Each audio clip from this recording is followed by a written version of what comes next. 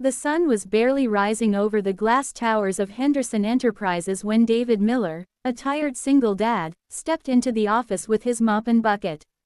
His uniform was old, his shoes worn out, but his eyes still carried a quiet strength, the kind that comes from a father raising his daughter alone after tragedy.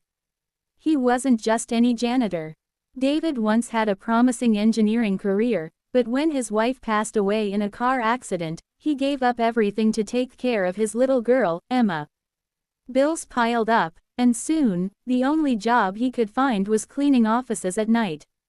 That morning, as David cleaned the top-floor boardroom, he noticed the CEO's sleek silver laptop sitting open on the long mahogany table.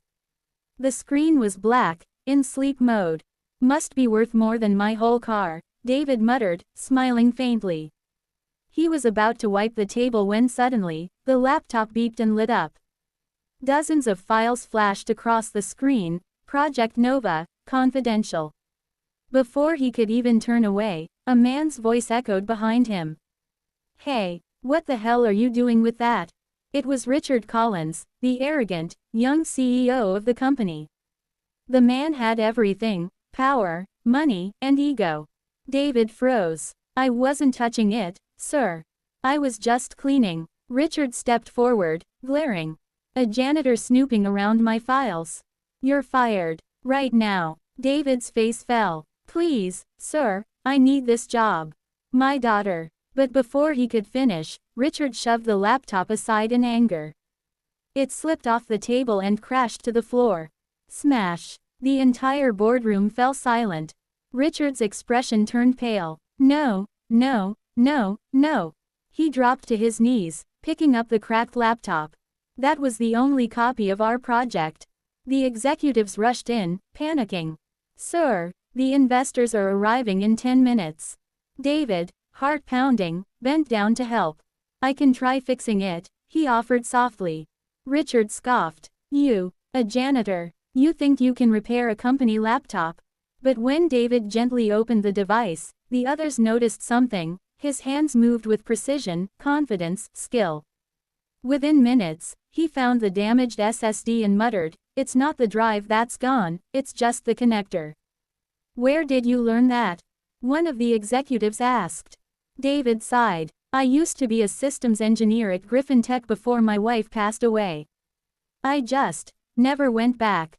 In a flash, he grabbed a small toolkit from his cart, pulled out a soldering pen he used for fixing broken lights, and began to work. 5 minutes later, the laptop blinked back to life. The screen displayed a massive presentation: Project Nova, AI-powered security network. Everyone gasped. Richard stared at the screen, speechless. You actually did it." David smiled faintly. "Just needed a gentle hand, not panic."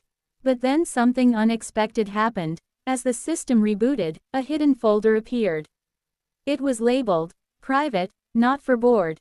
The executives looked at each other, confused. David hesitated, but one of them said, "Open it." Inside were secret documents showing that Richard had been stealing company funds and transferring them to offshore accounts under his name. The entire boardroom erupted. "What is this, Richard?" one of the board members barked. Richard's face turned red. "That's a lie. He must have hacked it." But it was too late. Every transaction was time-stamped, with clear evidence. Security was called. Richard tried to flee, but the guards stepped in. Moments later, the chairman turned to David. "Mr. Miller, you just saved this company from a massive fraud." David smiled humbly. "I just did what was right." The chairman nodded. "From this day, you're not a janitor anymore. You're reinstated as head of technical operations. And you'll get full benefits for your daughter." Tears filled David's eyes. "Thank you, sir. You have no idea what this means."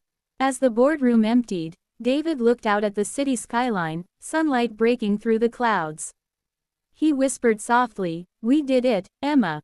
Things are finally turning around." And somewhere at home, little Emma's drawing, taped to the refrigerator, said it all in crayon. "My daddy is a hero. Moral: never judge a person by their uniform. Sometimes, the quietest people in the room carry the loudest truths."